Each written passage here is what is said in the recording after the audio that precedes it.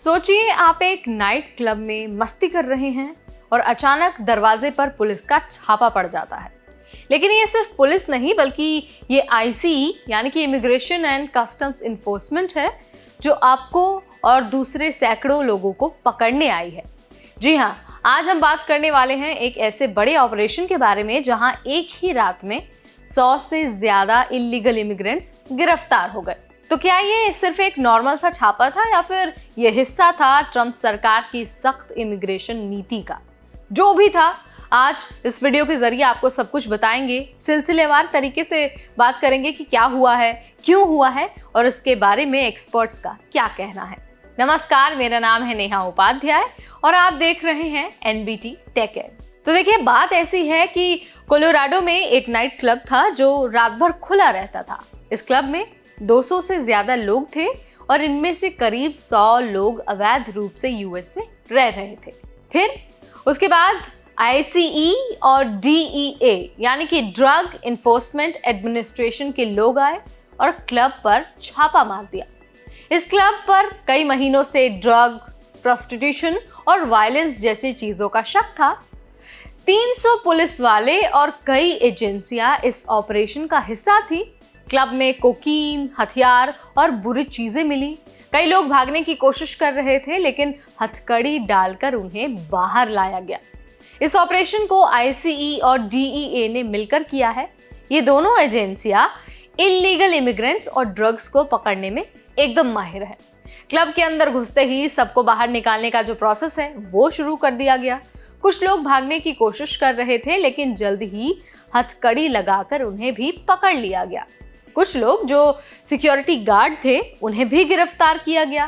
कई लोग पैटर्न और विजिलेंट के तौर पर काम कर रहे थे और इस छापे का खामियाजा उन्हें भी भुगतना पड़ा, यानी कि वो भी पकड़े गए। इस छापे के पीछे एक बड़ी वजह ट्रम्प की इमिग्रेशन पॉलिसी थी।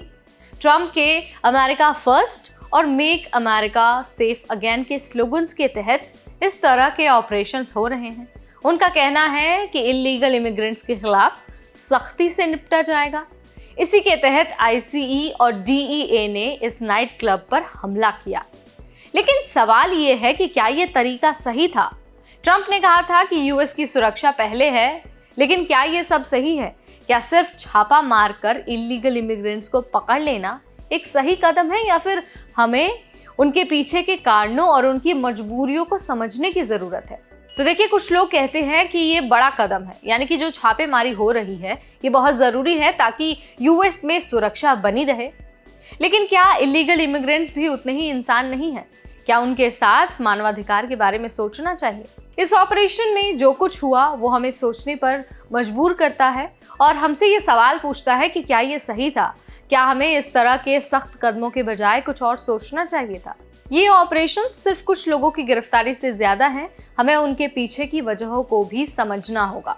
यानी कि जिस तरह से ट्रम्प ऑपरेशंस चला रहे हैं, छापेमारी तेज कर रहे हैं इल्लीगल इमिग्रेंट्स को पकड़ने के लिए, यूएस से बाहर करने के लिए, ऐसे में ट्रम्प पर भी सवाल उठ रहे हैं।